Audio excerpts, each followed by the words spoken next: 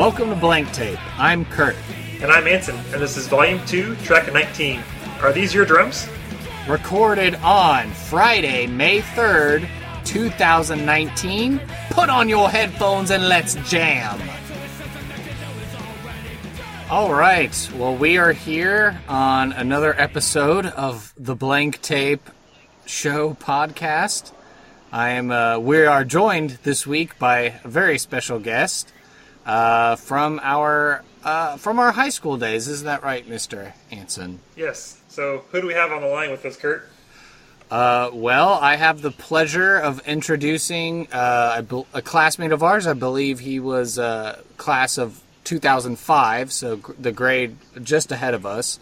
But he went to Maid Creek, and he is now a professional punk rock drummer who can be heard with the likes of the Street Dogs, C.J. Ramone, Rodger Pringle and the Disasters, and a hardcore band, I believe, that's called Stand. Am I correct, Mr. Pete Sosa? Yeah, you're correct.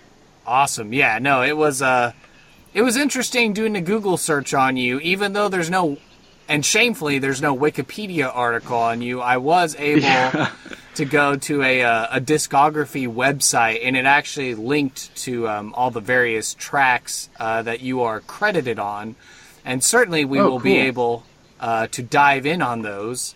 But at the top of the show, following our normal format, we have the question of, what are we drinking? And so this evening, I'd like to ask our guest, do you have a refreshing beverage nearby that you are partaking in this evening?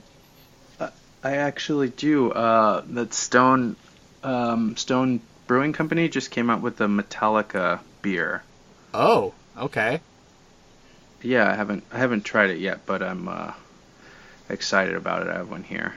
Nice. Yeah, Stone Brewery is a pretty major California brewery operation, from my understanding. Yeah. What about y'all? Well, I happen to have a nice, cold, refreshing pint of Shiner Ruby Redbird with me tonight. Ooh. Yep, so got the grapefruit in it. Yeah, that's good stuff. Is that the main flavor? It's like a grapefruit, or what else is in there? There might be other stuff. I used my awesome Christmas present, the WayTap Physics device. So I turned my otherwise plain cold bottle of beer into a cold, frothy, foamy beer in a glass. So, but yeah, I taste grapefruit and all the other wonderful ingredients that make it taste magical. With a name like Redbird, I thought it was like strawberry or something, but I guess I'm... You're thinking of the Strawberry Blonde, which has a Poteet. Oh, that's right. Poteet Texas strawberries in it. All right, true to its name. Well, here I have a Karbach. Let me look it up, make sure I say the right thing. It's a Crawford Bach. It's the can with the Astros logo on it. Nice. My wife and I went to an Astros game a couple weeks ago, and it was a lot of fun. Nice. First time we had been to a game in a long time, and they had these Karbach cans, and I was like, "Oh, that looks pretty good," but I didn't get to try one. So I saw them at the grocery store, and I picked up some, and they are very good. So that's what I have tonight. Awesome. Well, it sounds like it's a great beer to have, especially since we have a mini Houstonian reunion, as it were, tonight on the line. So let's see, working through the rest of our intro bit here. Homework, I think we have kind of left by the wayside at this point, and the only things left are the items that we owe for our Patreon subscribers, which... Shout-outs to Mom and Dad at the $1 level. They get their name shouted on in every episode we have. Do you think that's a fair assessment? So before we have our big mid-season finale, we're going to hopefully finish tackling all of the other Patreon homework and recording an exclusive Patreon episode about it. Yeah, we had some homework that we assigned to each other. You told me to watch Trading Places and The Breakfast Club because I haven't seen those movies yet, which is a shame. and then I told you to do some programming lessons. Yep. And we've been slackers, and so we're both behind on our homework. But we'll do the Patreon first because that takes priority. But exactly. Yeah, that's all that for the follow-up section. Sure. I did catch a correction from last episode, and I misnamed the Captain Marvel writer. On the episode I called her Mary Sue DeConnick, but her actual name is Kelly Sue DeConnick. I made sure to fix it on the episode notes, but I do apologize, Miss DeConnick. That is who you really are, Kelly Sue DeConnick, the writer, most recent writer of the Captain Marvel comics. Cool. I have an extra thing that I just remembered I wanted to add, but I haven't gotten around to it. There's a while ago we had the episode about the heavy metal guitar player who was doing like Bach arrangements. Oh yeah, Shredmaster Scott. Yes, and there was a Google Doodle. You know how Google on their homepage will do like a little doodle or something, and sometimes it's like a little game and stuff. Mm-hmm. And one of the ones they had recently was like a melody harmonizer, and so you could type in some kind of melody, whatever you wanted, and then it would run it through its little neural engine and like write harmony for it, like 4-part harmony. Oh wow! And that was pretty cool because it was like, you know, you could put in whatever kind of heavy metal inspired riff you wanted to, and it would like try to harmonize it. So I had a little bit of fun with that, and it was great for that topic. But I forgot to mention it for the past couple of episodes, so I wanted to throw that out there before I forgot again. Okay, well, nice to know. That was a cool thing, yeah.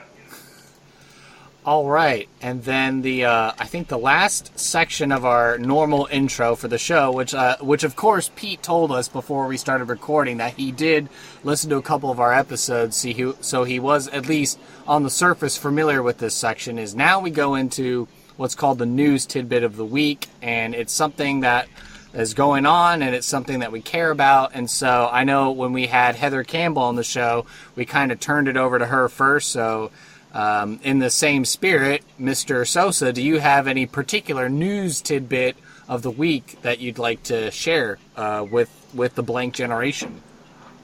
No, I'm a little out of touch with the news these days. Oh, okay, fair enough. No, that's perfectly all right. I do like Apple stuff sometimes. It's not like news, but it's like things that I'm interested in. So if there's anything in the music scene that is interesting, you can call that out too if you want it. Yeah. Other than, I mean, the new C.J. album that'll be coming out next Friday, The Holy Spell. It'll be coming out Records. The day after this episode drops. So tomorrow, listeners. Oh, very cool. So yeah, that's exciting. So I'm sure we'll get to dive into that more in the actual bread and butter of the episode. Yeah. So I know I have to work hard to limit myself. So to make sure I can breeze through those fast, I'll turn it over to Anson now. And Anson, do you have any news tidbits that you'd like to share? The biggest thing on my news radar is my wife and I just bought a house, and it's a personal news story, not like a world news story, but thanks. That's all I've been able to think about recently. It's been pretty crazy, and now we have 2 weeks to dump all of our stuff that we don't need and, like, you know, pack everything. So the time pressure is on, but it'll be good. And we're moving closer into town, which we're going to enjoy a lot and stuff. So, but Kurt is the responsible one. So let's hear some actual world news stories. Kurt, what's the latest from the world? Sure. So the last time that we spoke, I forgot to mention that we were coming out of the liturgical season of Lent, and we're now in Easter. So happy Easter, everyone! And of course, there was a bunch of crazy news that happened. Of course, the roof of Notre Dame Cathedral in Paris, France, caught on fire, and during Holy Week, and later, like the next day or so, someone tried to commit attempted arson at St. Patrick's Cathedral in New York City. So, of course, that was a rocky way to start off Holy Week here. And then on Easter Sunday, unfortunately, there was some terrorist attacks, some bombings in Sri Lanka at Easter masses and celebrations in that country, which, of course, has had all sorts of tumultuous uprisings and tensions between different groups. So that's been very sad. So to pivot away from those sad events, which of course, since those times, the world has been pouring out to help all those communities. And I know I chipped in some money to help Notre Dame, since I actually had the opportunity to visit that beautiful, beautiful cathedral, and I wanted to make sure that I could do something to help out, since it was a lovely church to go to mass to on my study abroad trip.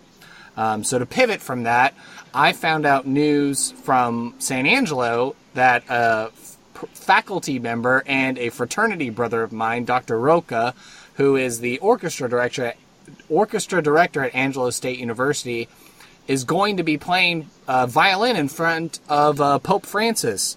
He's going as part of a contingent representing Cynthia Jordan and another musician and other advocates for the Lady in Blue.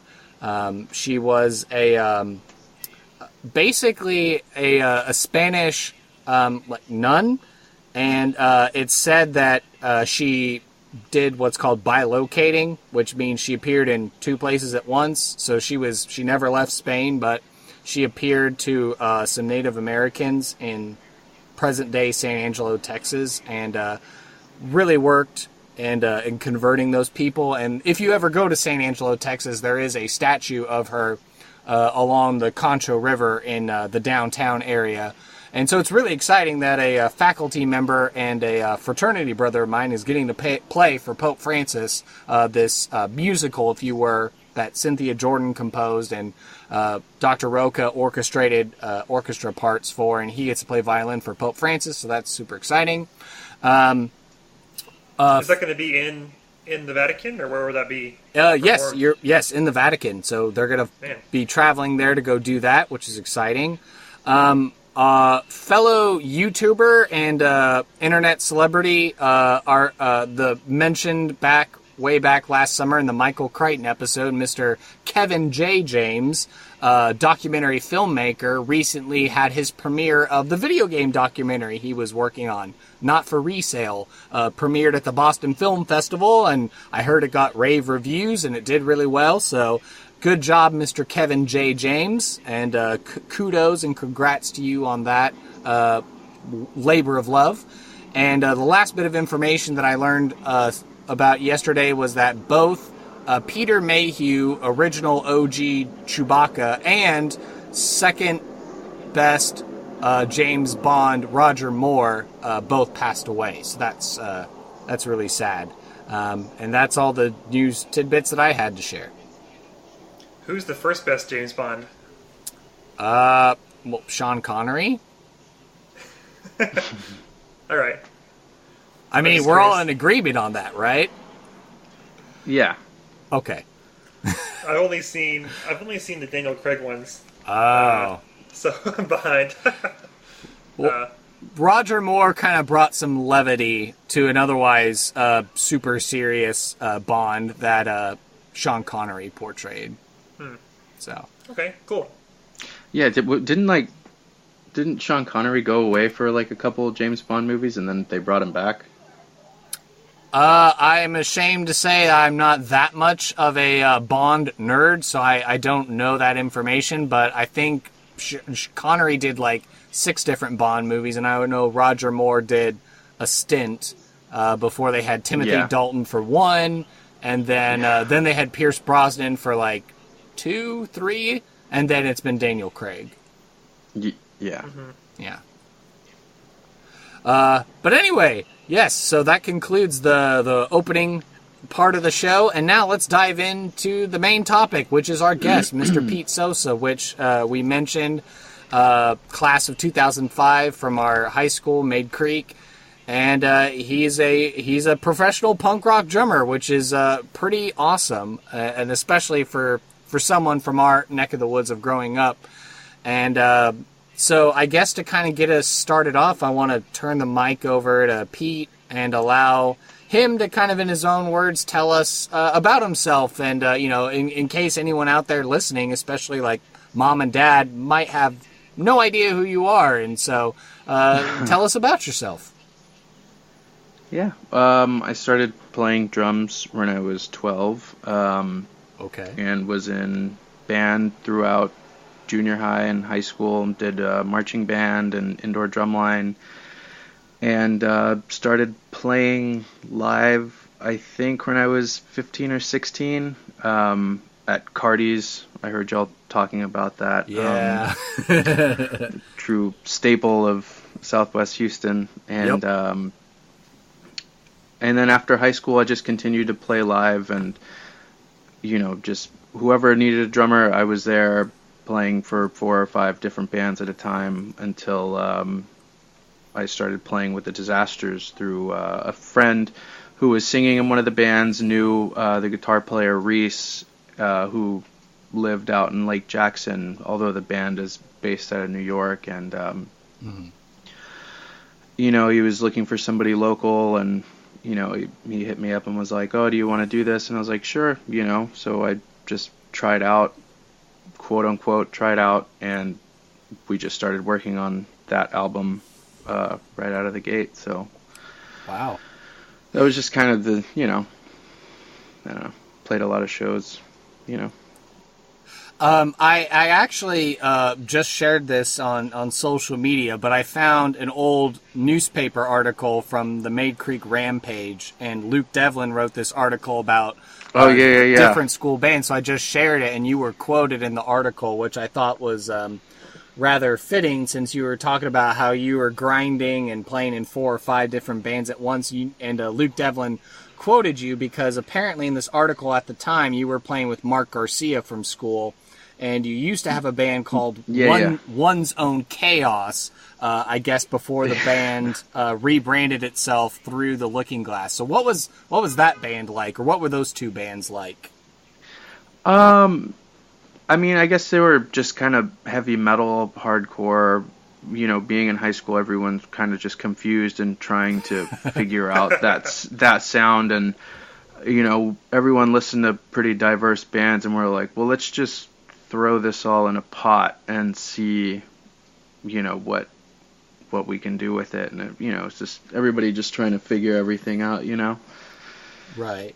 But, yeah, and it's kind of neat here in the article. You were quoted saying, "Nobody is glorious the first time they play live. You just have to keep working on it."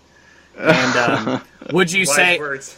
yeah, would you say, since high school, and you said you were grinding until you actually met up with the Disasters band, would you say that that adage, that adage, that those wise words still ring true?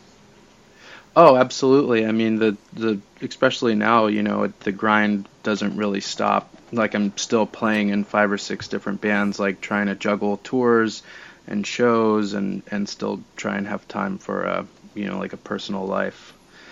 So it never stops, man.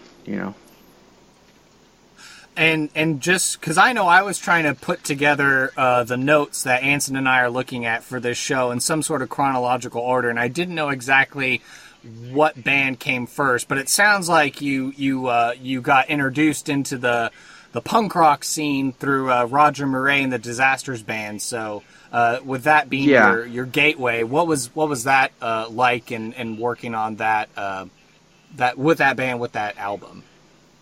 Oh, it was a lot of fun. When I was working on that album, Johnny Rio from the Street Dogs was producing it and playing bass on it, so that's how I got linked up with him, and we just kept in touch, and later on ended up playing with them. But it was really exciting, it was one of my first times being in like a real recording studio, recording to a click track, and it was just Johnny and I laying down tracks, and then guitar was added afterwards, so it was like nothing was done live. It was just like, okay, drums and bass are done, and then a few weeks or a month would go by and be like, all right, guitar tracks are on, and then the tracks would get sent over to Rodger, and he would record vocals. So it was like it was a whole process. It was really cool once everything got finished and mastered and got to see the actual product.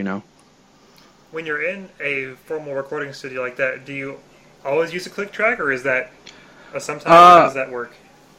Since that recording session, I've always used a click track just because it's easier. Like if something gets rewritten, you know what I mean? It's easier to just like, oh, let's double up the chorus here at the end. Like I don't really have to go into the studio to do that. They just kind of cut and paste it, you know. But I like to try and do everything all at once, you know. Mm-hmm. So it's you know, so is it more of a manufactured process, or does it still have that, like that garage band feel? Like, because I know when we got Max and Steve on the show to talk about Off-Brand, I mean, we were like, you know, we were lucky to get to a pawn shop that had like a 5-track cassette player mixer that we could actually, you know, put a whole song together. So. Yeah. I'm sorry. What were you asking? Oh, just about like you know, the kind of the mood and the feel as far as like, you know, even in that click, it's just you and the bass guitar laying stuff down, but it still feels like, you know, is it more like passive, or do you still feel engaged with the project, or does this passiveness afford and allow for that grinding and working in a bunch of different bands all at once? Oh no, I definitely feel engaged still. It's just the process that things are done in, and that was just that record that was done that way.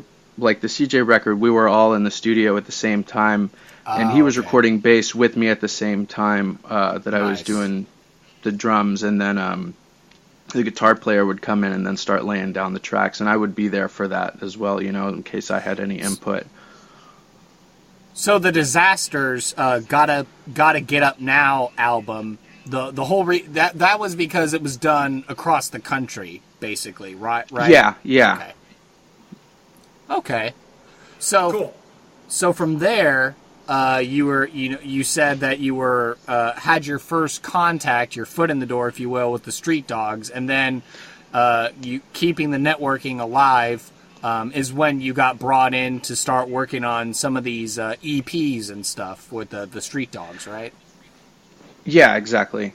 So after I met Johnny in the studio for that recording, we kept in touch, and I started doing some touring with the Disasters throughout the U.S., and we did a European tour, and we had a couple festivals line up with Street Dogs, so I would go and, you know, get to hang out with the guys, and we got back home, and Street Dogs had been having some trouble with their drummer, so when the time came to find somebody else, they gave me the call, and Johnny lived in Houston, so I just started rehearsing immediately with him, and I think a month after that, I had my first full band rehearsal the day before our first show, which was in Philadelphia. Yeah, so that was my first time with everybody in a practice space, and then I think that show was like, we were opening for this band Coxbar. They're a UK punk and oi band, and I think there was like 1,500 people there for the first Street Dog show, so that was I was pretty nervous for that. And my understanding is that that Mike, the lead singer of the Street Dogs, used to be, before, he was a firefighter, but before that even, he was also the original lead singer for the Dropkick Murphys. So what was that like? Kind of like, oh, I'm actually rubbing elbows with significant punk rock figures here in the U.S. Yeah, it was pretty intimidating and exciting at the same time, because I loved Dropkick Murphys when I was a kid, and I'd go and see them at Warped Tour, even though Mike wasn't singing with them at that time. They had already had Al Barr. I was still such a huge fan of the albums that Mike did, and it was really exciting. And he's a great dude, and he's a really good friend of mine now. So it's awesome, Yeah. And do you find at the obviously it's the same genre of music, the Celtic kind of punk feel. Do you end up playing some of the early Dropkick Murphy stuff, or is it all just Street Dogs strictly? There was a few years where in the encore we would come out and do some of the old Dropkick Murphy stuff, but then like, you know, more recently we're just like, we just want to play Street Dog stuff, you know. So they, you know, the fans got a little taste of it for a little while, but then we're just like, yeah, let's just do our own stuff, you know. Yeah, for sure.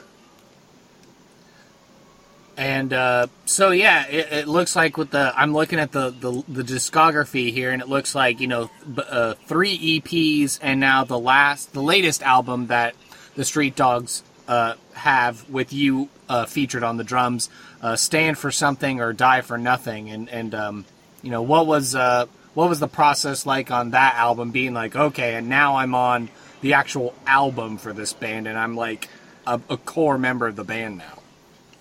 Yeah, no, it was awesome. I feel like it was a long time coming, you know, because I think I was in the band maybe 5 years at that point before we finally sat down and recorded an actual full length. And I think when we were doing the 7 inches before, I think that was supposed to lead into a full length, and we just kind of released them, you know, every year or two or whatever as a 7-inch. But it was really awesome to finally get to sit down with everybody and go through the creative process. Like, we all met up in Boston and rented out a practice space for about a week and just started grinding and writing the album. I don't know if you've seen on, I think I saw this on YouTube, like a supercut of David Letterman asking the bands that are playing on his show if those are their own drums. He goes up to the drummer, he's like, "Oh, yeah. I've seen that." So do you bring your own drums, or do you typically just like borrow ones from the studio, or how does that work for you? In the studio, yeah, I'll use what they have there, and usually they have, you know, some nice DWs or a Ludwig kit. I think on that Street Dogs album I recorded on an old Slingerland. But when I recorded the CJ album, that was actually out here in Orange, and since it was so close by, I just took my own drums in there since I was going to be set up. I think we were in the studio for like 2 or 3 weeks, so it was nice to have my own stuff set up that I could get whatever sounds we needed, and I actually left it set up the whole time, even after the drums were done, because if they, you know, things always get rewritten and everything, and I'm like, oh, okay, let me just pop back there and, you know, fix that real quick, because I'd rather do it myself than have them cut and paste it, you know. Yeah. Cool. And so between all the touring that you've been doing with, you know, at this point with the Street Dogs, you're still going back and forth, I'm sure, with Rodger and the Disasters, and you know, yeah. And I'm seeing here later in the list, it looks like, you know, there's a couple EPs or maybe like a couple tracks on another album or something that you were able to pop in as far as for drums. For the Disasters. Well, let's see. When I'm looking through, it looks like there were 2 tracks on the Last Kingdom album by Hoarders, and you were on like 2 tracks on the No Revolution album for Darkbuster, and Titan Blood and Thug Boots looks like they had some EPs as well that you were featured on. Oh, cool. I didn't know that was all in there. Is that on discography? Yeah, no, literally I wanted to be like, okay, what all has Pete done? And I Google searched it, and I checked it out, and this is what it told me that you were all on. So, unless there's another Pete Sosa drumming out there. No, that's it. Yeah, all that the Titan Blood and Thug Boots and Hoarder stuff was all like done locally around Houston, like local bands I was playing in. Oh, cool. So that was just going on kind of at the same time. Wow. That Street Dogs was going on. Yeah. Yeah, gotta stay busy. And how long between you know, you becoming you're already part of the Disasters, and now you're with the Street Dogs. So how long is it until you get brought into the CJ Ramone sphere? I think I had been playing and touring with Street Dogs about 3 or 4 years, maybe going on 4 years, before I linked up with CJ. I think so, yeah. And then so one of my friends, Steve, who had since passed away, came out and saw us, Street Dogs, when we were playing at House of Blues in Anaheim. And CJ was actually in the studio at that time. And he came out and we were talking after the show, and he goes, "Hey, do you know how to play any percussion?" And I was like, "Yeah, I can play percussion. Like, I did it throughout school."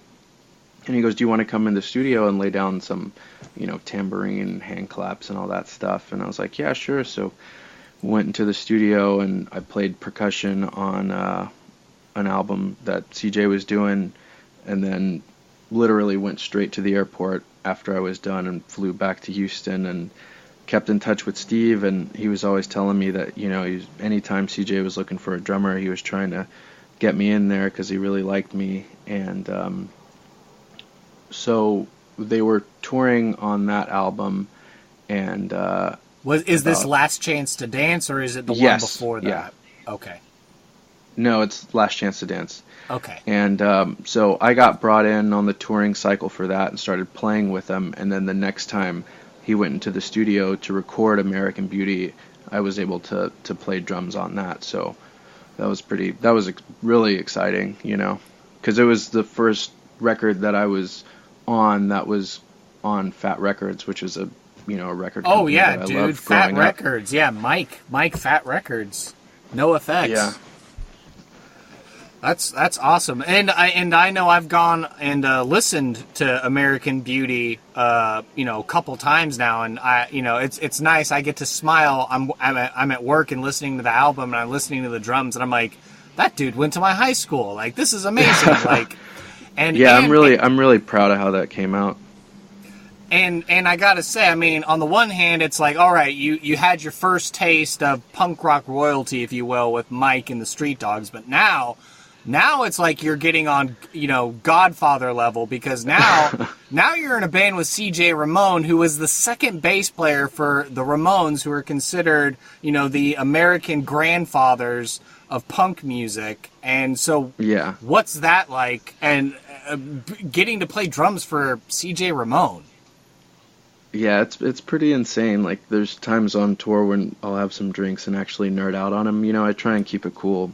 And sometimes I'll be like, man, it's like so cool to get to play, with you. It's like a big deal. Like, I love playing the songs fast like they would do it live, and I don't know, I just try and keep it, like, because we do, like, half CJ stuff and then maybe a Ramones encore. We'll sprinkle in some Ramones songs throughout the set, so I try and keep it pretty true to how they would do it.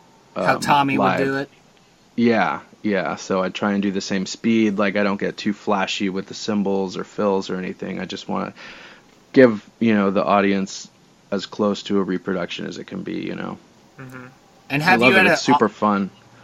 Have you had an opportunity to meet with Marky as well, who I know also has his own projects, and he's a fairly accomplished drummer as well in his own right? Yeah, I actually haven't, him or Richie. It's just CJ. Okay. But maybe one day. Hopefully they'll listen to this little rinky-dink podcast, and it'll inspire them to want to meet you. Yeah, you never know. Maybe they'll hit me up. We can only hope. But yeah, no, it was interesting. You talking about, nerding out with CJ, and I was picking up groceries from the Walmart pickup the other day, and so I was just, YouTubing stuff, and there was an interview that CJ did. I think it's like a 5-minute little interview, and he talks about the first show, that he got to play with the Ramones, and so he's all nervous with, Joey and Johnny, giving him notes and telling him how he has to do stuff, and when he went up to play, and how fans were, I think it was in '89, he said, in England was his first show, and they're booing and cussing him out and throwing beer bottles and whatever at him, and he just gave it right back, and by the end of the night, they were all loving him, and he was accepted. So is that, no, hopefully you didn't have anyone throwing beer bottles at your drum kit at your first show with C.J. Ramone, but do you feel like the fans were, pretty accepting of you when you started, getting into that kind of audience vibe? Oh, absolutely.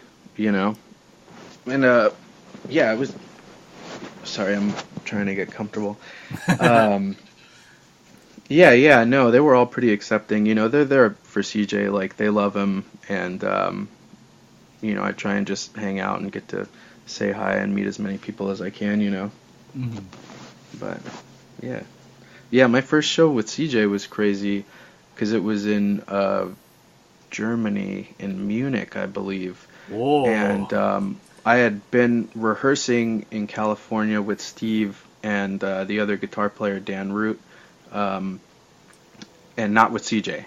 So then we flew into Germany and met him at the hotel. This was the night before the show. Went to sleep, woke up, sound checked maybe 2 or 3 songs with CJ, and that was my first time playing with him. And then the show we played was opening for this big German band. I think they were called the Do Nots, and there was 6,500 people there. Ah, Yeah, klar. it was insane. It was just like, well, let's throw them into the fire and see what happens. Man, especially in Munich, big beer drinking town. I mean, it wasn't during Oktoberfest time, was it? No. Okay. No, I think it was like in December or sometime. Oh, wow. But I have a photo from behind the kit of that show. Like midway through the set, I just took a picture and I was like, this is insane. Mm-hmm. And so do you find shows like that, is that the kind of audience that gives you like that energy and that intensity to have the stamina to play the show? Or do you get that same kind of passion if, one of the bands that you're with was just playing like a hole in the wall kind of bar and you're just drumming for like 10 people? I love the smaller shows. Like, it's incredible playing to crowds that big, but there's something different when you're in like a packed room and it's so hot. Like, there's been times where I felt like I was gonna pass out behind the kit. It was so hot, and everyone's just going crazy, and there's sweat, and I'm just dumping water on myself. That's what I love, is a small, 100 capacity rooms where everyone's just going insane. Like, that's what I love. That's the energy that I like. And is that what you get to do with the band Stand that looks like you formed out there in Orange, California in recent days? Or you joined up with, I should say. Yeah, no, well, Stan was at this screen printing shop that I worked at, and one guy sang, my buddy who works there plays guitar, and then the other guy that worked there played bass, and then I played drums, and we was like, hey, we should just start a band. So we all worked together and just started playing hardcore music out here and playing some shows. Nice. Yeah. And so you say you work at a screen printing shop. Would you say that your day job is being a drummer first and foremost, and then kind of like you're moonlighting as like a screen T-shirt printer guy? Yeah, it just depends on the tours. Like, sometimes tours are kind of set up to where I'm just home for a few weeks and then I can go back out. But if I'm home for, maybe 2 or 3 months at a time, I have to have something that I can do to sustain myself out here, So the screen printing shop is great about letting me come and go, as I please with the touring schedule. Oh, okay. Cool, that's helpful. Yeah. Yeah. Plus, I like screen printing, so it keeps me busy. And what kind of T-shirts do you make? Everything, all sorts. Band T-shirts, local shops. Today we're printing shirts for Rancid. Whoa! So that's cool. that was pretty cool. You think you can make us some blank tape podcast show T-shirts? Oh, absolutely. Oh yeah, man, Anson, we got to get in on this. Yeah, right. Stickers, koozies, hats, whatever you want. Oh, man. I'm not even kidding. I mean, I know we don't have anything like that yet, and I mean, the primary aim of this show is to be like a fun, neat little time capsule, for our family and friends as time goes on. But, if there's anything we can do to help, put money back into the podcast, I mean, why not? And plus, how cool would you look if you were wearing a Blank Tape Podcast T-shirt or something? Yeah, you could do like a Patreon tier system, or we have a Patreon. Yeah, be like, oh yeah, $10 a month gets you some stickers and a shirt, Ooh, We might have to do that, Anson. We might have to increase our tier donations and get you some cool swag. Yeah, we'll run the numbers. we'll get our accountants right on that, or our crack accountant team to do that for us right now. Well, I'm just kidding. We don't have an accountant. I feel like I've been such a gabby chatterbox here, just geeking out about all the punk bands and stuff, and I feel like I've left poor Mr. Anson out there in the dust, because of course Anson is a graduate of Baylor University and got his degree in music theory, so I'm just curious, Anson, do you have any like music theory questions for Pete? Because I know I remember doing a whole paper on punk music, and so I mean arguably yes, like the Ramones, obviously godfathers of punk music, along with like the Dead Kennedys and the Clash, and then you have like these newer bands coming up like the Dropkick Murphys and the Street Dogs, which are arguably punk as well. But I'm just wondering, do you think there's any theoretical questions or something that you have that you want to pick Pete's brain about, like the philosophy of punk music and stuff like that? Well, I have some questions here. One of them is music related. My wife right now is doing a graduate online program in music education, and she's, I help proofread her papers and stuff, and so she's the one who has all the crazy like philosophy of music questions going on right now. So that's the wrong person to ask for that. But you mentioned earlier that you were doing some like clapping tracks and stuff, and it reminded me of a cool piece by Steve Reich.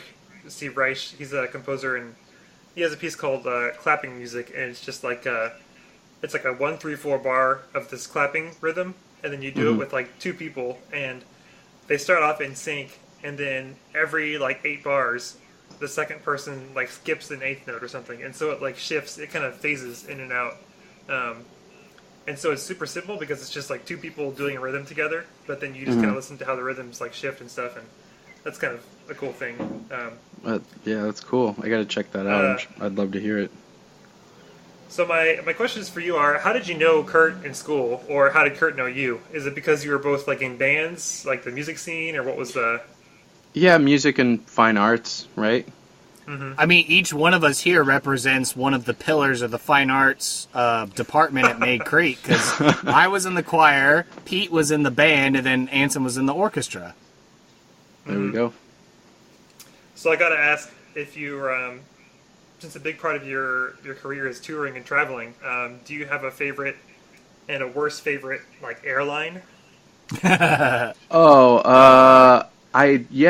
guess so. I like JetBlue because they started recently offering free Wi-Fi on there, and that's cool on long flights. Oh, nice. Yeah, and then as far as worst, I mean, I don't know. I wouldn't call them worst, but stuff that I try and avoid are like Spirit Airlines, because usually when I'm flying, I have to check a lot of bags. Like I have a hard case for cymbals, I have a hard case for a snare, I have a rolling bag and a backpack, and I know they charge by the bag, and you have to pay for everything. So it's not too bad if you're doing like short little weekend stuff, but if I'm going away and I have all that stuff, like it can get pretty costly to fly on Spirit. Mm-hmm. And are you checking on specific drum gear as like carry-on? Because like, if I stick this in the cargo hold, it's going to get dinged or something. Yeah, I'll put the cymbals under, but my snare drum, I'll carry it with me because it'll be like a personal item, and it's not too big, and I keep it in a hard case, so it can take the beating of getting on and off the airplane, but I don't want to look out the window and see them just throwing it underneath the plane, which I've seen plenty of videos of them handling guitar cases that way, and I'm just like just gasp anytime I see it. Yeah, there was some drama maybe a couple of years ago now, but something about like there was a scare about things on planes, and for a while it was like you couldn't take your violin in the cabin with you. You had to like check your violins and stuff, and people were like, no way I'm doing that, and so I think they like reversed that rule or something, so it's fine now. But yeah, I know on United, like they have to let you on with a musical instrument, because they caught they caught a lot of grief for breaking guitars. It's a metal thing to do, but not when you're trying to board a plane. So Yeah, no, definitely. I mean, it's bad enough if they, lose your guitars or cymbals for a few days, which has happened multiple times. But if you finally get it back and you open the case and the neck's broken, I mean, that's kind of a separate nightmare. Ugh. Yeah, ouch. And so with all the traveling, I'm sure you've had the opportunity to at least fill up a passport book or two. And so where do the tours take you most of the time? I mean, are you playing beer halls in Germany? Are you playing sold out football stadiums in London? Are you doing like Budokan in Japan? Like where do the tours take you?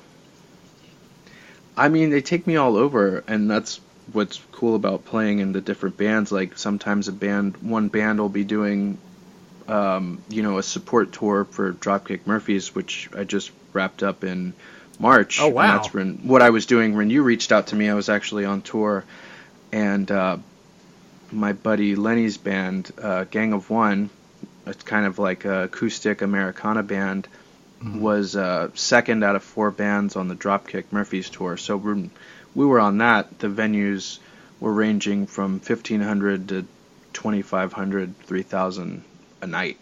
Sold out almost every night. Like it was just packed. And like if CJ's down in South America, he'll play good sized venues, maybe 800 to 1,000. Street Dogs, play maybe 400 or 500 a night, like out in Europe. It varies by location, and how many other bands are out there on tour at the time. You know what I mean? Because if you're going to be competing with other bands playing that weekend or the weekend before, then it's like people that are coming to the shows are kind of like, oh, well, do I want to see them, or do I want to wait a week and go see this band? So it just depends on time of year and who's out. Usually summertime, like everybody's out in Europe, because they have a ton of festivals going on. So it really ranges, and that's, sometimes it's a big festival, sometimes it's a, cozy little club show, but they're all great, Cool. And the last thing I wanted to ask about was, my dad did like percussion and stuff in school, and he used to play drums like at church and stuff for a while, and he hasn't played in a while. But for a while, the coolest thing was Roland came out with these V drums, which are like the virtual. Oh yeah, yeah. They're just kind of like little pads, and instead of like being a full drum set, it's like little pads for the cymbals and the drums and stuff. And we had some for a while just to kind of play around with, and the only thing I used it for was to play all the funky sound effects. But because you could do, ducks and things, Could you program like different sounds in there too, and like download sound packs or something? Probably, yeah. I was a kid, so it was a while ago. Oh I don't yeah. remember. Oh I don't okay. remember but have you ever gotten to play on those? And are they like different? Like kind of what I was hearing, it was one of those things where it was like, oh, this is going to be the new revolution and no more bulky drum sets. But like, is it still a thing to like have a virtual drum set, or like? Yeah, I mean, not so much for a live aspect, but like I have an apartment here in Orange, and I can't really practice on a full kit here without having people complain or call the cops. So I actually invested in a used electronic kit, and I would practice here, and it's great because it makes a little bit of noise from you actually hitting the rubber, but yeah, everything is just fed into the earphones. But as far as feel, like nothing will feel how a real kit does live. Like you'll get the sound and you can kind of get a little warm up going, but it's just like hitting rubber versus something that resonates.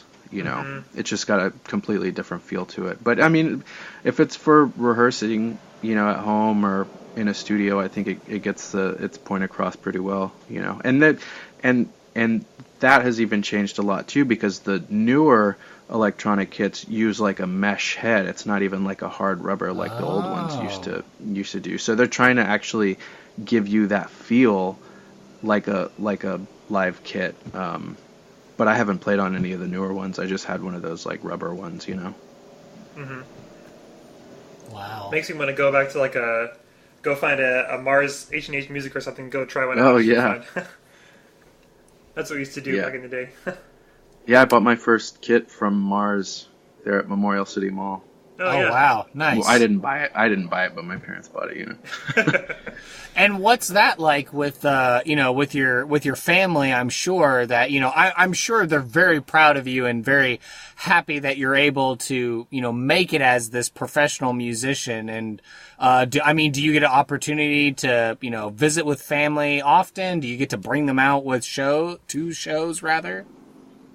Yeah, when I moved out to California, I would get to come visit every few months because a tour would be starting, and usually Houston was a good rehearsal spot for everybody, so I'd fly into Houston every few months and get to see them. But now it seems like, it had been a year since I had been back home, so it gets a little bit harder to go back. But last year Street Dogs was playing a show in San Antonio, so my mom drove up from Houston, brought my uncle and his wife and all the family. That's came nice. Out and got to see me play in San Antonio. Yeah, it was really cool. So anytime I come through town, I invite them out.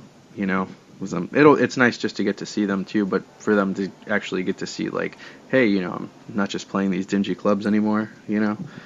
Yeah, I'm not playing Cardi's 2000 anymore, Mom. I'm in Germany playing to 6,500 people. Yeah, my mom had never seen Cardi's before, and probably a good thing. Well, hey, Ruben was cool. Like, Ruben was legit. He made that place legit. Yeah, I think we recorded, he used to do, he'd be like, yeah, I'll record your album, but you would just show up and play live on stage, and he would just record you through the board, Right. And you just show up early before the club actually opened. Nice.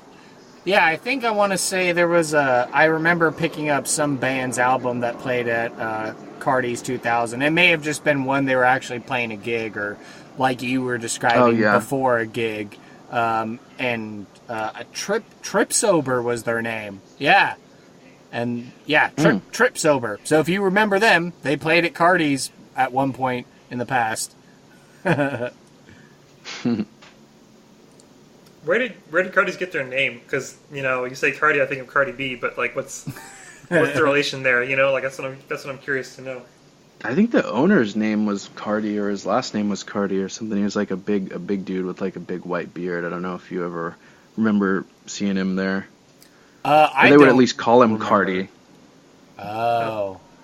And if memory serves me right, Cardi's 2000 was like another place that had opened up in Houston. There was another original Cardi's where like big bands, like big rock bands from the 70s and stuff used to play at, right? Oh, really? I don't know. I know they had some pretty big acts go through there. But they were like death metal bands. Like that was more of like a metal club, Right. Yeah, just crazy that we all grew up in Houston and we got to play in that place that I'm sure saw greater bands than us, greater than us certainly in high school.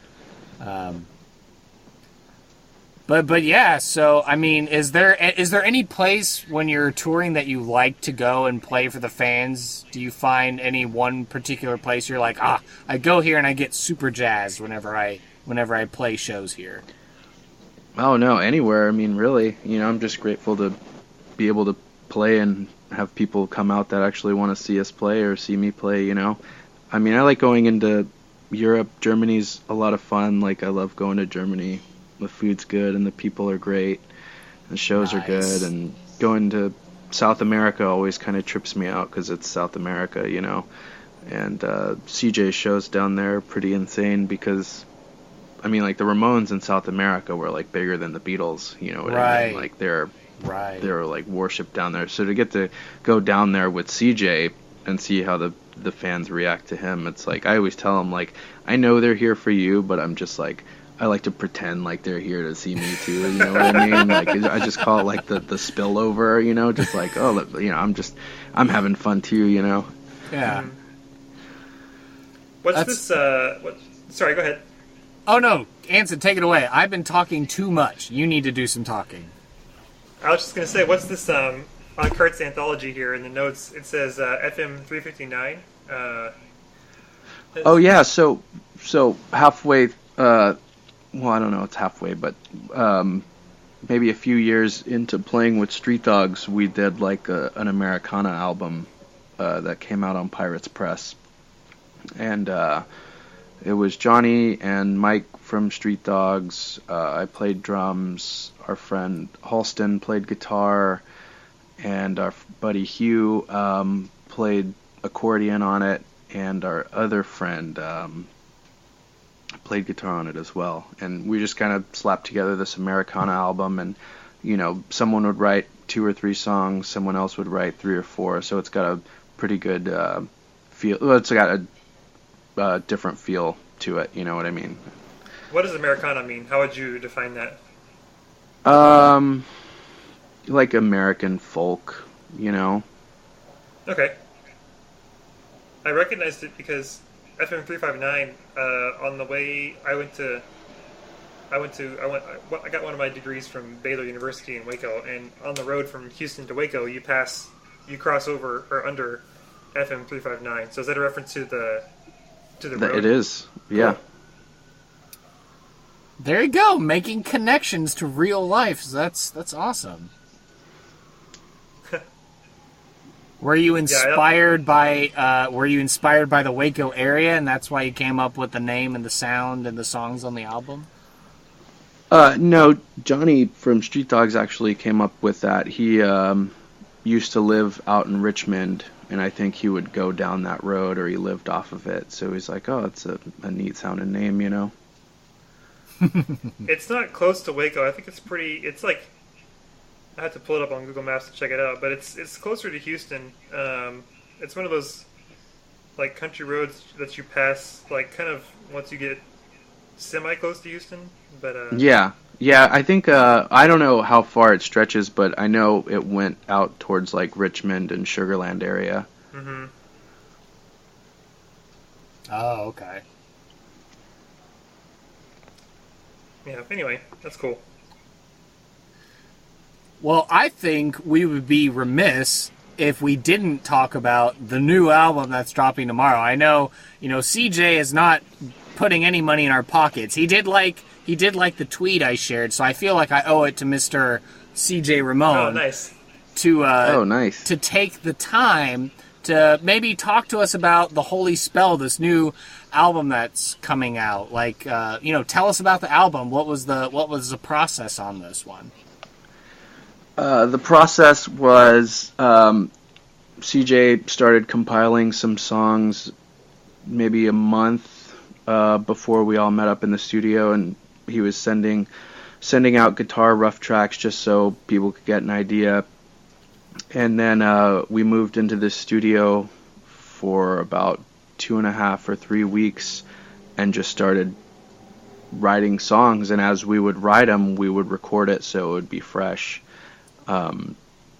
So I think we recorded, I think the final count was 18 or 20 songs, but I think only about 12 made it on the album. And then I think within the next couple years, a couple will be released here on a 7-inch or, a B-side on if there's like a European release, maybe throw on some different songs there. So yeah, we just started writing, and then since CJ was staying at the studio, after everyone would leave, he would just keep writing. So I would show up, the next day to lay down some more drum tracks, and he'd be like, "Oh yeah, I have like 3 more songs for you. Check these out. Let me know what you think." And I'd be like, "Cool, like let's mess with them and try out different drum parts." And he's pretty good about letting me know, like, "Oh yeah, I want it to kind of have this feel," or maybe try this here. So, but yeah, I still get a pretty good input on, the drum tracks for these songs. Cool. Yeah. So is Mr. Ramone quite the prolific songwriter? I know. So I mean, if you recorded 18 or 20, but only 12 make it on the album, I mean, it sounds like he's filled with a lot of ideas. Oh, absolutely. Yeah. Yeah, I'm sure he has tons of life experience too to write lyrics to, you know. But yeah, he just pumps them out. Mm-hmm. And are any of those tracks, were any of those, any of the ones that you got to bring a particularly interesting beat or syncopation to that he was like, oh yeah, I didn't know what it needed, but that's exactly what it needed to really make the song pop? Yeah, there's some cool little drum fills that I throw in that the timing is kind of crazy on, and I feel like when we start recording, and this has been with any of the bands that I play in, like we'll start recording and everything's kind of looked at with a fine-tooth comb, but towards the end of the recording process, like people are getting kind of tired, and I feel like I can kind of get away with a little more, you know what I mean? So I'll just kind of sneak some stuff in, and either people don't notice or they're just, you know, they're like, oh yeah, that's cool, and I'm like, oh rad, you know, it's gonna make the album. So that's always funny listening back to it and being like, oh man, I can't believe they let me do that. Nice. Is there a particular song that you quite enjoy on this new album, The Holy Spell? Yeah, I like the whole album, but I don't know if you can see the track listing or anything, but there's a couple songs that I really like. Postcard from Heaven has a great lead in it, you know, and One High, One Low, like the album opener is great. I like, you know, the whole album's great, and they all kind of have different feels to them, so... I had a chance to listen to Blue Skies, and I thought Blue Skies sounded rather nice. Oh yeah, I think that was one of the ones where I was throwing in all these drum fills, and I was like, oh sweet, they're gonna make it on there, you know. Oh cool. I'll have to go back, and I'm so bad with song names, you know, because we recorded the songs and then I have them on my phone and I'll just hit play and I'll just listen to them through, but I'm not like, oh, this one is Blue Skies and this one is Waiting on the Sun, you know. It's like once we start writing the set list and I start having to like, okay, well, this is the one that sounds like this, you know. Yeah. And just curiosity from my point, I mean, I can only imagine how hard it was for Max and our little pop punk band in high school, Off-Brand, just to be able to keep track of all the songs that he has to be able to drum to. How hard is it for you, considering that you're in 500 different bands, like you know exactly the right timing and the right fills that you're going to do on whichever song with whichever band?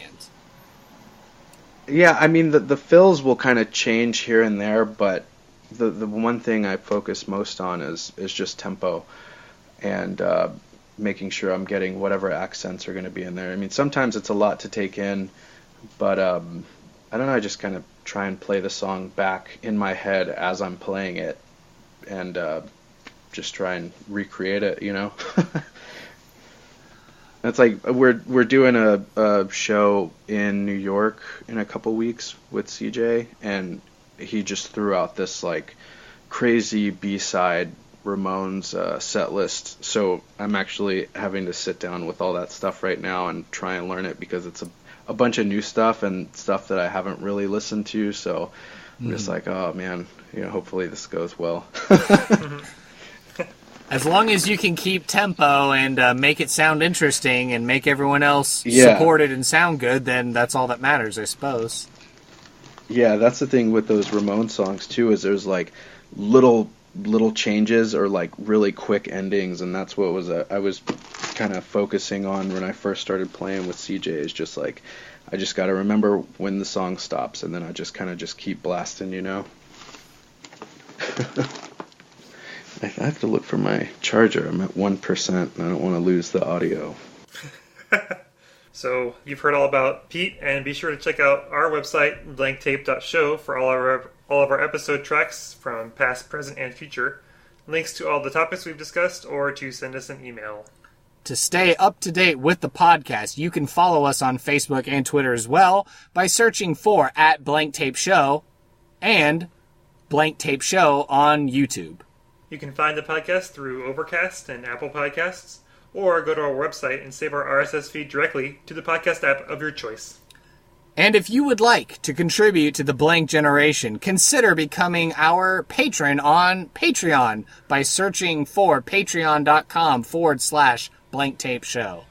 And with that, I say to you, the kids want to hop to the Blitzkrieg Bop.